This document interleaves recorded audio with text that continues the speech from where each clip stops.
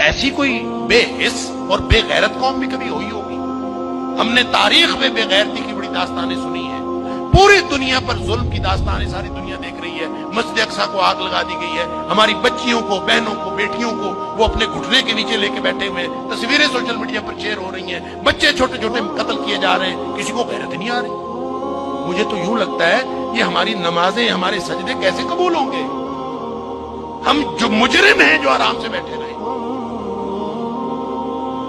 क्या करें? बेबसी की इंतहा है।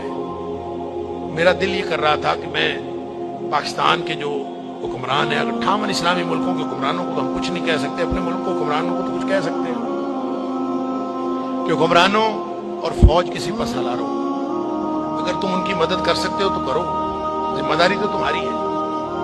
नहीं कर सकते ना तो हमें एक जहाज में भर के वहां भेज दो। कम से कम हम इज्जत